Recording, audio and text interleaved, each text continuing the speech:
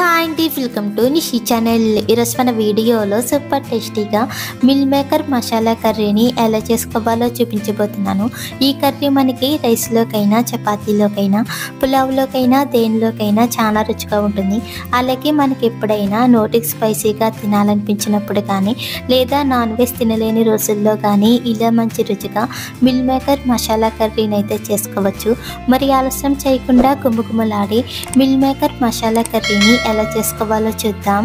ముందుగా stove on చేసి ప్యాన్లోకి 2 కప్పుల వరకు నీళ్ళని పోసుకుని మంట హై ఫ్లేమ్లో పెట్టి బాగా మరిగించుకోవాలి. ఇలా నీళ్ళు మరిగేటప్పుడు స్టవ్ ఆఫ్ చేసుకుని 1 కప్పు వరకు మిల్ మేకర్ వేసుకొని కాస్త మెత్తబడేంత వరకు 1-2 నిమిషాల పాటు ఈ నీళ్ళల్లో నానబెట్టుకోవాలి. ఇలా మిల్ మేకర్ కాస్త మెత్తబడిన తర్వాత ఒక గిన్నెలో స్టెయినర్ తీసుకుని ఈ మిల్ మేకర్లో ఉన్న నీళ్ళన్నీ వంచేసి మిల్ మేకర్ని సెపరేట్ చేసుకొని తీసుకోవాలి. ఇప్పుడు మిల్ మేకర్ వేడికి మరీ మెత్తబడిపోకుండా పైన చల్లటి నీళ్ళని పోసుకోవాలి. ఇలా నీళ్ళు పోసిన తర్వాత కొన్ని మిల్ మేకర్ని తీసుకుని ఇందులో ఉన్న నీళ్ళన్నీ గట్టిగా పిండి ఈ మిల్ మేకర్ని ఒక ప్లేట్లోకి తీసుకోవాలి. ఇలాగే మనం నానబెట్టుకున్న మిల్ మేకర్లన్నీ కూడా ఒక ప్లేట్లోకి తీసుకుని రెడీగా పక్కన పెట్టుకోవాలి. ఇప్పుడు స్టవ్ ఆన్ చేసి ప్యాన్లోకి 2-3 టేబుల్ స్పూన్ వరకు ఆయిల్ వేసుకోవాలి. ఆయిల్ వేడెక్కిన తర్వాత 3 లవంగాలు, 3 యాలకులు, చిన్న దాల్చిన చెక్క ముక్క, 1/2 టేబుల్ స్పూన్ జీలకర్ర వేసుకుని లైట్గా ఫ్రై చేసుకోవాలి. ఇవి కొంచెం వేగిన తర్వాత ఇప్పుడు ఇందులోనే 1 కప్పు వరకు చిన్న ముక్కలుగా కట్ చేసిన ఉల్లిపాయ ముక్కల్ని వేసుకుని అలాగే 4 పచ్చిమిరపకాయలని పొడవుగా కట్ చేసుకుని వేసుకుని బాగా ఫ్రై చేసుకోవాలి. మనకి ఇక్కడ ఉల్లిపాయలు లైట్గా గోల్డెన్ షేడ్ వచ్చేంత వరకు బాగా ఫ్రై చేసుకోవాలి.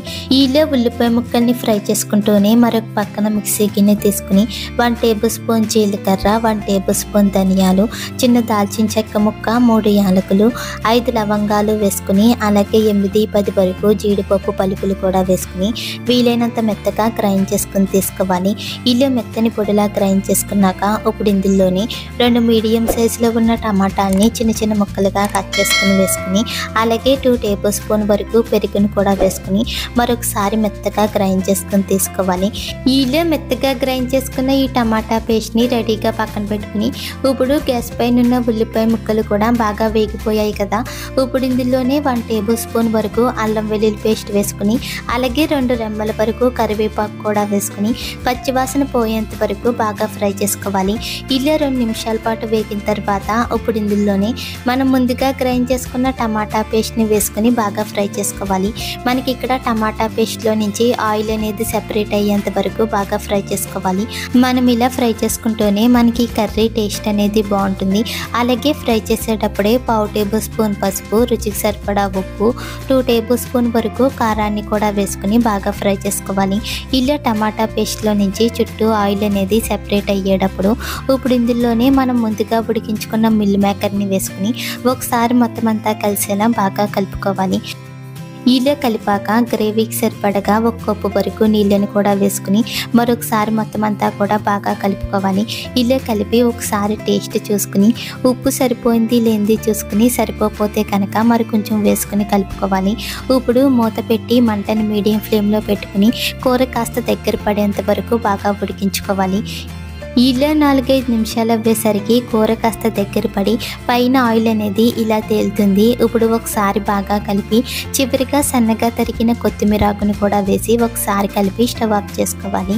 అంతే, సూపర్ టేస్టీగా మిల్ మేకర్ మసాలా కర్రీ అయితే రెడీ అయిపోయింది. మనకి ఈ కర్రీ రైస్లోకైనా, చపాతీలోకైనా, పులావ్లోకైనా, బిర్యానీలోకైనా, పుల్కాలోకైనా, దేనిలోకైనా చాలా రుచిగా ఉంటుంది. అలాగే నోటికి స్పైసీగా నాన్ వెజ్ తినలేని రోజుల్లో కూడా మంచి రుచిగా చేసుకోవచ్చు. మీరు కూడా ఒకసారి ఇలా ట్రై చేసి చూడండి. మరిన్ని టేస్టీ రెసిపీస్ కోసం మా నిషి ఛానల్ని లైక్ చేయండి, షేర్ చేయండి, సబ్స్క్రైబ్ చేసి పక్కనే ఉన్న బెల్ బటన్ని క్లిక్ చేయండి. Thank you for watching.